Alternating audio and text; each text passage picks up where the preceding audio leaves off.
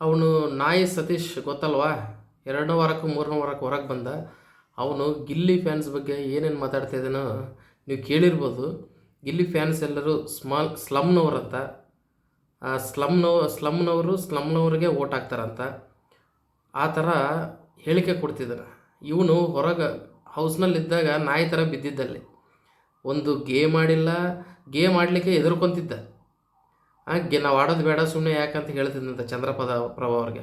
ಅವ್ರಿಗೂ ಸಾಕಷ್ಟು ತೊಂದರೆ ಕೊಟ್ಟದ ಅವನು ಹೌಸ್ನಲ್ಲಿದ್ದಾಗ ಚಂದ್ರಪ್ರಭಾ ಅವ್ರಿಗೆ. ಇವನು ನಾಯಿ ಸತೀಶ್, ಡಾಗ್ ಸತೀಶ್ ಅಂತ, ಸತೀಶ್ ಕ್ಯಾಡಬೊಮ್ಸ್ ಅಂತ.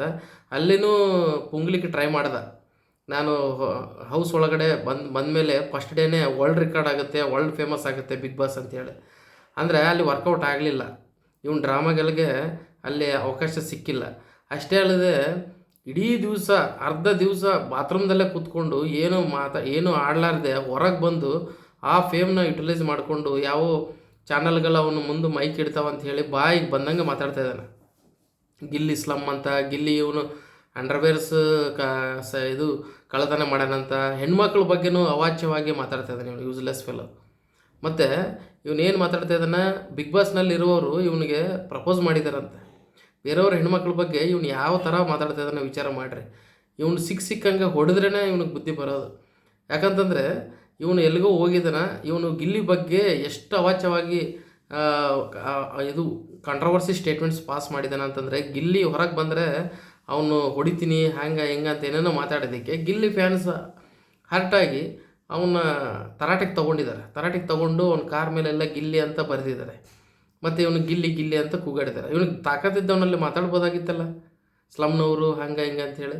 ಇವನಿಗೇನು ಮಾಡಲಿಕ್ಕೆ ಆಗದೆ ಸುಮ್ಮನೆ ಅದೇನಂತಾರೆ ಹಸಿ ಪಬ್ಲಿಸಿಟಿ ಅಂತಾರಲ್ಲ, ಸುಮ್ಮನೆ ಹಸಿ ಪಬ್ಲಿಸಿಟಿ ತೊಗೊಳ್ಳಿಕ್ಕೆ ಬಾಯಿಗೆ ಬಂದಂಗೆ ಮಾತಾಡ್ತಾನೆ. ಅಷ್ಟು ಕೋಟಿ ಐತೆ, ಇಷ್ಟು ಕೋಟಿ ಐತೆ. ಇವನು 100 ಕೋಟಿ ನಾಯಿ ಇದೆ ಅಂತ ಅಂದಾಗೇ ಕಿಚ್ಚ ಸುದೀಪ್ ಅವರು ಶಾಕ್ ಆದ್ರೆ ಸ್ಟೇಜ್ ಮೇಲೆ ಇವನು ಸ್ಟಾರ್ಟಿಂಗ್ ಎಂಟ್ರಿ ಆಗಬೇಕಾದ್ರೆ. ಅವಾಗ ಇವನ್ನ 100 ಕೋಟಿ ನಾಯಿ ಎಲ್ಲ ತೋರಿಸು ಅಂತ ಕೇಳಿದ್ರೆ ಇವನು ಏನು ಹೇಳ್ತಿದ್ದೀವ, ಇವನು ಪುಂಗೇಶ ಅಂತ ಹೇಳಿ ಅವಾಗೇ ಗೊತ್ತಾಗಿದೆ ಕಿಚ್ಚ ಸುದೀಪ್ ಅವ್ರಿಗೆ. ಅದಕ್ಕೆ ಇವನ್ನ ಭಾಳ ತಲೆ ಕೆಡಿಸ್ಕೊಂಡಿಲ್ಲ. ಮನೆಯಲ್ಲಿ ಮಾಡಿದ್ದು ಏನೂ ಇಲ್ಲ, ಹೊರಗೆ ಬಂದು 100 ಫಿಲ್ಮ್ನಲ್ಲಿ ಆ್ಯಕ್ಟ್ ಮಾಡೋಕ್ಕೆ ಅವಕಾಶ ಸಿಕ್ಕಿತ್ತು ಅಂಥೇಳಿ ಪುಂಗದ. ಮತ್ತು ನನ್ನ ಹತ್ರ ಅಷ್ಟು ಕೋಟಿ ನಾಯಿ ಐತೆ, 150 ಕೋಟಿ 100 ಕೋಟಿ ನಾಯಿ ಐತೆ ಅಂತ ಹೇಳಿ ಪುಂಗದ. ಅದು ಸುಳ್ಳು. ಇವನ ಮಗ ಆ್ಯಕ್ಟಿಂಗ್ನಲ್ಲಿ ABCD ಬರಲ್ಲ ಅವನಿಗೆ. ಅವನ್ನ ಇಂಡಿಯಾಗೆ ಸೆಕೆಂಡ್ ಹೀರೋ ಮಾಡ್ತೀನಿ ಅಂತ ಹೇಳ್ತಾನೆ. ಫಸ್ಟ್ ಹೀರೋ ಯಾಕೆ ಬೇಡ ಅಂತಂದರೆ ಇಲ್ಲ ಅಹಂಕಾರ ಬರ್ತದೆ ಅಂತ ಹೇಳ್ತಾನೆ. ಮತ್ತು ಇವನಿಗೆ 2,000 ಮಂದಿ ಪ್ರಪೋಸ್ ಮಾಡ್ಯಾರ ಅಂತ ಹೇಳ್ತಾನೆ. ಇವನಿಗೂ ದಿನಕ್ಕೊಬ್ಬರು ಪ್ರಪೋಸ್ ಮಾಡಿದ್ರು ಇವನ ಲೈಫ್ದಾಗ 2,000 ಹೆಣ್ಮಕ್ಳು ಆಗಲ್ಲ. ಅಷ್ಟು ಹೆಣ್ಮಕ್ಳು ನೋಡಿದಾನೆ ಇಲ್ಲ ಫಸ್ಟ್ ಡೌಟ್ ಇವನು.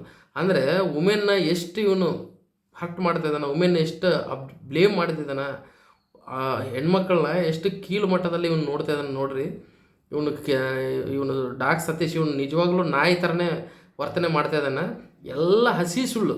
ಅವನೇನೋ ಮಗ ಈ ಫೇಲ್ ಆಗಿದ್ದಾನೆ ಅಂಥೇಳಿ ಒಂದು ಫಂಕ್ಷನ್ ಮಾಡಿದ್ದಾನೆ, ಸುಮ್ಮನೆ ಪಬ್ಲಿಸಿಟಿ ತೊಗೊಳಿಕ್ಕೆ ಅಷ್ಟೇ, ಬೇರೆ ಏನಿಲ್ಲ. 10 ಮೂವಿ ಸೈನ್ ಮಾಡೀನಿ ಅಂತ ಹೇಳ್ತಾನೆ, ಎಲ್ಲ ಸುಳ್ಳು. ತೆಲುಗುದಾಗ ಒಬ್ಬನಿದ್ದಾನೆ ಸುನಿಶಿತ್ ಅಂತೇಳಿ, ಇವನು ಕಾಪಿ ಹೊಡಿತಾ ಇದ್ದಾನೆ ಅಷ್ಟೇ. ನೀವು ಸುನಿಶಿತ್ ಅಂತೇಳಿ ತೆಲುಗುದಾಗ ನೋಡ್ರಿ, ಅವನು ಹಿಂಗೆ ನಾನು ಆ ಸಿನಿಮಾದಲ್ಲಿ ಆಪರ್ಚುನಿಟಿ ಬಂದಿತ್ತು, ಆ ಹೀರೋ ಕಿತ್ಕೊಂಡ, ನಂದು ಮಹೇಶ್ ಬಾಬು ಸಿನಿಮಾದ ನಾನು ಮಾಡಬೇಕಾಗಿತ್ತು, ಮಹೇಶ್ ಬಾಬು ವಿಲನ್ ಆಗಿ ನಾನು ಮಾಡಬೇಕಾದ್ರೆ, ಎಲ್ಲ ಸುಳ್ಳು ಹೇಳ್ಕೊಂಡು ಇವನು ಡಾಗ್ ಸತೀಶ್ ಎಲ್ಲ ಪಬ್ಲಿಸಿಟಿ ತೊಗೊತಾ ಇದ್ದಾನೆ. ಇದರಿಂದ ಅವನು ಏನು ಬರುತ್ತೋ ಮತ್ತು ದೇವರಿಗೆ ಗೊತ್ತದು. ಇವನು ಗಿಲ್ಲಿ ಆಡೋದ್ರಲ್ಲಿ 1% ಇವನು ಆಡಲಿಕ್ಕೆ ತಾಕತ್ತಿಲ್ಲ ಇವನಿಗೆ. ಹೊರಗೆ ಬಂದು ತಾಕತ್ತಿದ್ರೆ ಮನೆಯಾಗ ಗಿಲ್ಲಿ ಜೊತೆ ಮಾತಾಡಬೇಕಾಗಿತ್ತಿವ. ಅಲ್ಲಿ ಬಾಯಿ ಮುಚ್ಕೊಂಡಿದ್ದು ಹೊರಗಡೆ ಬಂದು ಈ ಥರ ಹೇಳಿಕೆ ಕೊಡ್ತಿದ್ದೀವಿ dog Satish. So dog Satish ಅವನ ನಾಯಿ ಥರನೇ ವರ್ತನೆ ಮಾಡ್ತಿದ್ದಾನೆ. ಬರೋಬ್ಬರಿ ಇವನಿಗೆ ಯಾರೋ ಒಂದು ಪೂಜೆ ಮಾಡೋವ್ರಿಗೆ ಇವನು ಮಾತು ಕೇಳಂಗಿಲ್ಲ ಅನಿಸುತ್ತೆ. ಸೊ ಗಿಲ್ಲಿ ಫ್ಯಾನ್ಸ್ನ ಸ್ಲಮ್ ಅಂತಂದರೆ ಎಷ್ಟೋ ಜನರು ದೊಡ್ಡ ವ್ಯಕ್ತಿಗಳೇ ಗಿಲ್ಲಿ ಫ್ಯಾನ್ಸ್ ಅಂತ ಹೇಳಿದ್ದಾರೆ. ಅವರೆಲ್ಲರೂ ಸ್ಲಮ್ಸ ಇವನಿಗೆ ನೋಡ್ರಿ. ಅವನು ಯಾವ ಥರ ಮಾತಾಡ್ತಾ ಇದ್ದಾನೆ, ಅವನಿಗೂ ಬುದ್ಧಿ ಹೇಳೋ ಒಂದು ದಿನ ಬಂದೇ ಬರುತ್ತೆ. ಯಾರೋ ಒಬ್ಬರು ಗಿಲ್ಲಿ ಫ್ಯಾನ್ಸ್ ಇವನಿಗೆ ಬರೋಬ್ಬರಿ ಉತ್ತರ ಕೊಡ್ತಾರೆ. ಎಂತಿಂಥವ್ರು ಗಿಲ್ಲಿ ಫ್ಯಾನ್ಸ್ ಅಂತ ಹೇಳ್ಕೊಂಡಿದ್ದಾರೆ ಗೊತ್ತಾ? ಸಂಗೀತ, ಕಾರ್ತಿಕ್ ವಿನ್ನರ್ ಆಗಿದ್ದಾನಲ್ಲ ಆ ಸೀಸನ್ದಲ್ಲಿ ಟಾಪ್ 3 ಫೈನಲಿಸ್ಟ್ ಸಂಗೀತ, ಅವರು ಗಿಲ್ಲಿ ಫ್ಯಾನ್ ಅಂತ ಹೇಳ್ಕೊಂಡಿದ್ದಾರೆ. ಎಷ್ಟೋ ಜನರು ಹಿಂದಿನ ಬಿಗ್ ಬಾಸ್ ಸ್ಪರ್ಧಿಗಳು ಗಿಲ್ಲಿ ಫ್ಯಾನ್ಸ್ ಅಂತ ಹೇಳ್ಕೊಂಡು ಅವರೆಲ್ಲರೂ ಸ್ಲಮ್ಸಾ?